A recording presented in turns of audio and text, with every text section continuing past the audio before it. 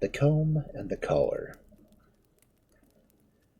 Once upon a time there was a king of Lombardy who, though he was uglier than any of his subjects, loved beauty in others.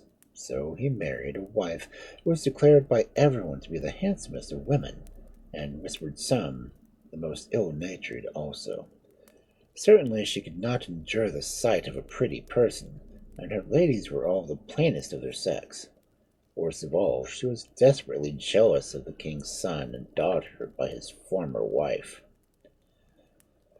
Unfortunately, in spite of all her evil qualities, the king was her complete slave, and badly though she treated the boy, the lovely princess was made to suffer 10 times as much. Not contented with giving the girl for a governess, a woman whose temper was as bad as the queen's own, the cruel stepmother did everything she could to spoil the girl's beauty and to force her to appear as ugly as she was herself. But, try as she might, when the hideous clothes and frightful brown paint had been removed, her loveliness shone out as bright as ever. Now, the King of Lombardy was a cousin to the Archduke of Placenza, who had lately lost his reason, to the great grief of his son and daughter, Perathares and Ferrandina. The daughters having all failed to restore him to health, the prince and princess sent a messenger to consult the famous enchantress called the Mother of Sheaths, because everyone who visited her brought with him a knife, which she thrust into one of the sheaths which her cabin was lined. However, they obtained little comfort from the witch, who bade them seek the father's wits in the place where he had lost them. Against the wishes of the chief ministers, Perathares and Ferrandina rode off to the mysterious castle where the king had slept when his terrible fate had overtaken him, and once inside the gates, nothing more was heard of him. When 3 weeks had passed and still there was no news, the king's chief minister called a council to talk over the matter, and at the end it was decided that a company of distinguished persons should visit the Mother of Sheaths, and that the knives they must take with them should be of pure gold set with precious stones. The witch was so pleased with the beauty of the gifts that she not only listened attentively to their story, but proceeded to hole in a cavern from which she drew out a little case containing a comb and a steel collar fastened by a gold key. Carry this comb and the collar to every court until you find a lady beautiful enough to unlock the collar, and a man good enough to draw the comb from its case. When you have discovered these, you can return whence you came. But I do not see, said the chamberlain, how it will be help of us in bringing back our lost prince and princess. It is all I can do for you, answered the Mother of Sheaths, and she went back into the cavern where they dared not follow her. For the next few months the Mad King's principal ministers wandered from one court to another, until they at last reached Lombardy, where they found that their story had already traveled before them.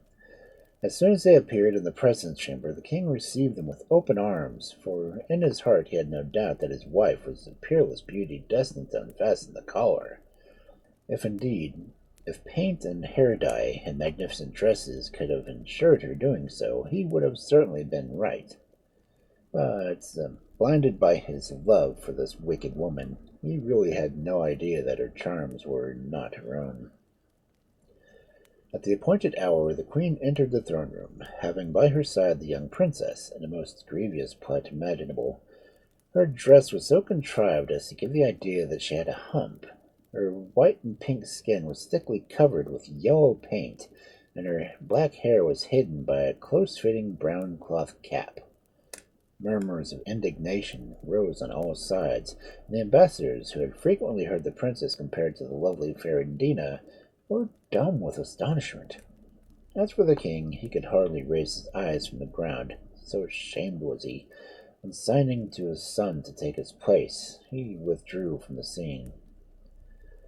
Mounting the throne, the prince commanded the trial to begin at once, and the collar was handed to the princess's governess, who, being one of the ugliest women who was ever seen, naturally failed to turn the key. Seizing the chance for his being for a short time in power, the prince resolved to punish the cruelties towards his sister, and especially this last one, to which she had prompted the queen, and ordered her to be taken out and executed, which was done with great goodwill by the attendants. Then he further commanded the ladies in waiting to attend to his sister in her apartments, and bathe her and dress her in the queen's most splendid robes, and she had none of her own. And the queen, though gnashing her teeth with anger, for once dared not interfere. More quickly than they could have expected, the princess returned, looking so beautiful that if anyone had doubted before who would be able to unlock the collar, they were instantly convinced. The prince glanced at her, but said nothing, and signing to one of the ambassadors, he ordered him to take the trial of the comb. One by one, each man present did his best to remove it from the case, and one by one, each was forced himself beaten. At length only the prince remained, but as he was the judge, he must wait until the last. After the men had finished, the ladies of the court had the collar presented to them according to rank. But none could even turn the key. Finally it was handed to the queen, who managed to open it a little way. Her heart beat with triumph, but immediately it closed again with a snap, and she sank back, fainting from disappointment. By this time there was only left the prince and his sister, and no sooner did he touch the case than it opened itself, while the lock of the collar yielded directly as the princess took hold of the key. Cries of delight rose from the courtiers and attendants, but these were interrupted by a whirlwind accompanied by thick darkness, and followed by an earthquake. When all was calm again, and the sunshine, and the prince and princess had disappeared. Although the king's daughter and son were the only persons who had vanished from the storm, unluckily they had been carried off in opposite directions. The rapid motion through the air deprived the princess of her senses, which she nearly lost a second time from fright when she was set down alone in the middle of a thick forest. She ran wildly about, calling to her brother to come to her aid, but her cries only attracted the attention of some hungry wolves, who sprung towards her with their jaws gaping and their red tongues hanging out. Falling on her knees, she covered her face with one hand, unconsciously grasping the collar with the other, and awaited her doom. Already she could feel their hot breath on her cheek, and crouched lower and lower, when the eyes of the foremost wolf caught sight of the collar. With a howl that echoed through the forest, he bounded away, followed by his companions. As soon as the princess had recovered from the shock, she rose and fled, without knowing whither, until she found herself on a broad road, and beheld, approaching her, a flock of sheep driven by two shepherds. She hastened towards them in order to implore their help, when suddenly the sheep caught sight of the collar, and instantly scattered in all directions. "I must have something about me which frightens a beast," she thought, and took great comfort therefrom, and in good spirits she went her way, till she came to the gates of an old castle. She was just about to enter and beg for a night's shelter, when a snow-white fox ran across the road, and stopped in front of her. He was so pretty, and had such bright beseeching eyes, that the princess hastily tucked the collar under her dress, lest he should flee at the sight of it. Very gently she drew near, and hoping he might follow her into the castle, but he only set off in another direction, and tired as she was, something forced the girl to follow him. Thankful indeed was she when she returned the corner and sat down at the door of the tiny palace, which was built on the bank of a river. When she came up, he took the hem of her dress between his teeth and led her into a room where there was a table covered with milk and fruit. After she had eaten and drunk, she lay down upon a pile of cushions with the fox at her feet, and fell asleep to dream of her lost brother. If the princess was dreaming of her brother, he was no less thinking of her, and on the wild seashore, where the whirlwind had cast him, all was bleak and bare, except a green island which he could see only from the top of a high rock where he passed all his days, in gazing at the waving palm trees and glittering waterfalls in the distance. "Suppose she should be there," he said to himself, and though there was no reason to expect the princess should be in a place any more than any other, he could not get the notion out of his head. The song, sung in the loveliest voice he had ever heard, roused the young man from his musings, and he instantly turned the direction in which it had come from. But though the singer seemed close to him, he could see her nowhere, and indeed no sooner had he reached the spot than the voice sounded in another direction. Then he followed it up and down, till he suddenly stopped at the sight of a large fish's skin, which lay stretched on the sand between the rocks and the sea. The thing was so ugly that he stepped aside in disgust, and at that instant something leapt into the sea behind his back. This caused him to look around. The fish's skin was no longer there, but in a cave in the rock behind it he discovered a bath of ebony lined with gold, which glittered in the sunlight. Days passed without any adventures, but the prince had almost made up his mind to leave the shore and to seek the sister inland, when once more he heard the voice that had so charmed him, and beheld the bloody skin lying in the sand, and the bath now filled with water in the grotto. A little sleep he had that night, and before dawn he hid himself behind the rocks, determined not to move from the place till the fish should come back again. He had not long to wait, for the first rays of the sun were appeared out of the sea, a shining white object which was blown by gentle breezes towards the shore. As it came nearer, he beheld a maiden of dazzling loveliness, seated in a shell where blues and pinks and greens all melted into each other, and in her hand she held a rope which the shell was guided. The prince was so bewildered at her beauty that he forgot that he was hiding, and rushed out, and sank to his knees on the sand, holding out his hands towards this wonderful vision. But as he did so, the comb in its case fell out of his pocket, and the sight of the lady uttered a wild shriek, and steering her shell around, vanished speedily in the direction of the island. Throwing off his clothes, the prince was preparing to swim after her, when he perceived beside him a snow-white fox looking the same way, and making frantic signs with his paws, till a small boat was put out and set sail towards him, to the great joy of the little creature. When the boat drew up on the beach, the fox waved its paw toward the prince's clothes, which he took to mean that he was to put them on again. This done, they both got in, and had just pushed off, when the prince suddenly recollected that the sight of the comb had frightened away the beautiful lady. In a transport of fury he raised his hand to fling it into the sea, but the fox sprang on him and held on so tightly to his arm that he could not lift it. At the moment a horseman on the shore let an arrow fly at the fox, with so true an aim that the little creature fell heavily into the well of the boat, and closed its eyes, like one who has received his death blow. The grief of the prince was sore. He instantly leaped to land, but the murderer was already far distant. When the young man turned around, the boat and the fox were nowhere to be seen. An approaching storm drove them into the grotto, which was lighted up by a multitude of tapers, each one being the shape of a knife half out of its sheath. Over the bath was a tent-shaped covering with white embroidered with sheaths, and from beneath it came a voice. "Prince, will you trust me whatever happens, knowing that my heart is yours, and I will feel that yours is mine? But beware, for if you give the smallest sign of fear when the tent is opened, you will lose me forever." She did well to warn him, and even then he had much to do to keep the color in his cheeks and his hands from trembling, for a crocodile's head with snapping jaws advanced towards him. With a mighty effort he managed to remain still, and to gaze steadily at the horrible beast, and as so he did, the head bent backwards, and beneath it was the lovely countenance of the lady from the shell. "Quick, Prince, quick! The time is flying.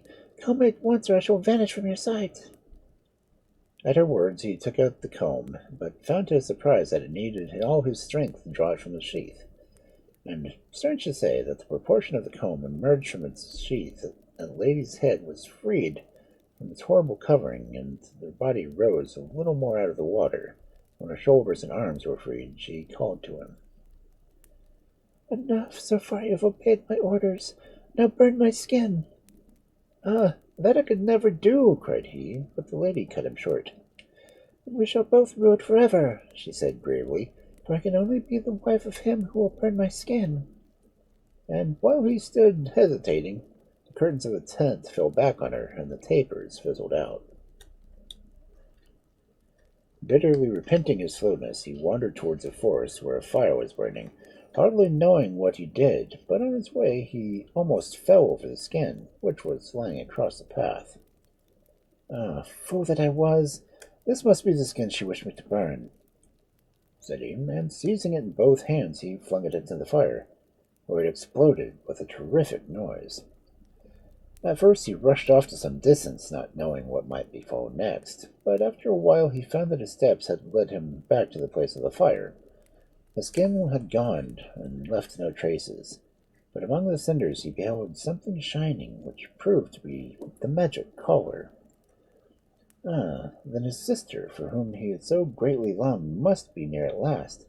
Before he could turn his head or pick up the collar, her arms were round his neck, and everything else was forgotten. "You should tell your story first," said she, when at length they could speak, and so he did. But his head was so full of the Lady of the Shell that he forgot to say anything about the fox, and it was well that he had forgotten, for when the princess had poured forth her own adventures, she ended up speaking of all she owed to the little white fox. "I could not even guess that he took care of me in the little palace, but though nothing could exceed his kindness, I saw in his eyes that there was something he wanted to give me, but I could not tell what. Alas, the day came that I learned it at my cost. I had hidden the collar in a thick bush, lest the fox should catch sight of it and be scared away like the other animals had been. But one day, when we were in the garden, the sun happened to shine straight on it, and he sprang towards it with every sign of delight. I was about to seize it between his teeth when it closed with a loud noise. The fox fled away with a piercing scream, and I sought him far and wide. I've never seen him since.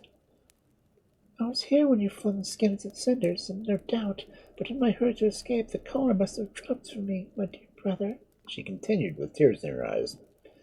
"I can no longer live without my beloved fox. Help me, I entreat you, to find him." So great was her grief that the prince dared not tell her what sad fate had overcome the poor little animal, and trusted that time might soothe her. He assured her that he would go with her wherever she desired if she would grant him one day to spend with the seashore with the princess, who was forced to be content. The prince was standing on a rock, looking out towards the lovely island, and straining his eyes to see the white sail once more, when frightful shrieks from the wood a little way caused him to hasten, and all his speed in that direction. He soon perceived the knight on horseback, with a bow slung on his back, struggling to lift a woman to his saddle. The knight's surprise at the sight of the man in this desolate spot caused him to drop the woman's arm, and she rushed to take shelter behind her defender, who, to his amazement, he then recognized as his stepmother. "How did you come here?" he asked cold, more than half regretting that he had not left her to her fate. But she read what was in his heart, and she fell on her knees before him. "Oh, forgive me my wickedness," she cried, "for indeed I have repented it long ago, and come to the aid of your father, who has been sorely smited by the mad Archduke from whom you have saved me. There is no time to pursue him," she added, and the prince started at the sound of vanishing hoofs, and as they pushed their way along the path, she told him all that had happened since they had left. "From the moment that the king knew my cruelty to your sister," she said, "he vowed that he would never see me again, and left the court in search of both of you. I followed him secretly, and not being able to gain any tidings of him, consulted the Mother of Sheathes, who took me to a rest in the island where the palm trees were waving. Then she showed me a lovely princess who, under a spell, was forced daily to take the form of a crocodile, and when the dreaded moment arrived, the skin appeared before her, and, shudder she might, some unseen power impelled her to wrap herself in it and plunge into the sea.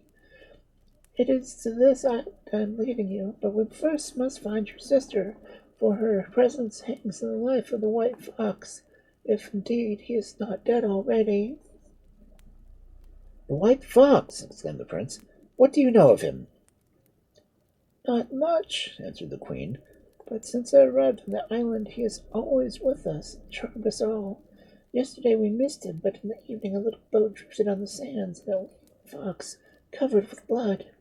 While his wounds are being tended in the palace of all the care imaginable, I set out to consult a wizard who told me that he must enter the skiff and seek the prince and princess of Lombardy, and if in 24 hours I could bring them into the presence of the fox, his life would be saved. On a rock along the beach I found your father with an arrow through his shoulder, from the bow of his cousin, the mad Archduke, who was drawing another from his quiver, destined for me when I fled to the forest." "My father is so near?" asked the prince. "We must return and seek him, and also look for my sister." They found her in the grotto, with her father's head in her lap, trying vainly to staunch his wounds. Between them they contrived to carry him to the boat, which sailed swiftly towards the island. On the way the prince gently spoke to his sister of the sad state of the white fox. "Take me to him," she said, as soon as the boat touched the island, and in silence the queen went down the path to the palace. The white fox was laying on a soft mattress in front of a fire, his eyes closed, with a look on his face which told that death was not far distant. But he knew, somehow, that the princess was near him, and opened his eyes and wagged his tail feebly. The princess burst into sobs and tears, till a hand on her shoulder checked her. "Why do you waste the few moments that are left you in this manner?" asked the governor of the island sternly. "Place a collar you wear around his neck, and he will be cured at once, but you must act quickly." The princess turned to stone as she listened. "The collar," she gasped. "But I've not got it. I lost it in the forest." And the thousand sheaths with which the walls were hung took up the cry. "The collar is lost! The collar is lost!" "What collar are you speaking about?" asked the king, who was lying on another bed, with the physicians bending over him. "Here is one that I picked up among some cinders, before the madman shot me. Well, perhaps it might be the one you want, or, at any event, it may do as well." And he signed to the attendant to take the collar from the pocket of his velvet jerkin. The princess leapt forward with joy at the sight of the precious thing, and snatching up in the hand of the man, she placed it around the neck of the fox. All present held their breath as they watched what was happening, and what did happen was that his legs grew longer and longer, and his nose grew shorter and shorter.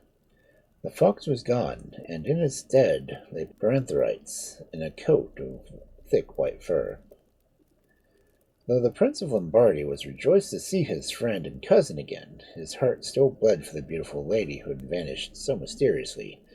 His face was so troubled that the governor of the island remarked it, and asked what was the matter. "Oh, help me if you can," cried the prince. "The thought of the sufferings of that enchanted nymph may be undergoing tortures." "They're far worse than you can imagine," replied gravely the governor. "But if you possess a comb, you might yet relieve her of them. Well, that is well," he continued, and the prince quickly drew the comb from its case. "Now follow me." Not only the prince, but everyone else followed, and the governor led them down a long gallery to a heavy iron door, which flew open at its own accord. But what a sight met the prince's eyes! The lady whom he had last beheld, peerless beauty, was sitting in a chair wrapped in the flames, which were twisting like hair around her head. Her face was swollen and red, her mouth was open, as if gasping for breath, only her arms and neck were as lovely as they were in their whiteness. "This is your doing," said the governor to the prince. "You brought her to this when you burnt the crocodile skin. Now try if, by combing you can soothe her again." At the first touch of the comb, the flames suddenly extinguished. At the sound, the look of pain vanished from her face, and it shrank into its usual size. At the third, she rose from the chair, lovelier than she was ever before, and flung herself into the arms of her brother Paranthrites. After this, there was nothing more to be done but to marry the two couples as fast as possible. And when the wedding was over, Paranthrites and his bride returned to Placenza, and Ferrandina and her husband to Lombardy, and they lived happily until they died.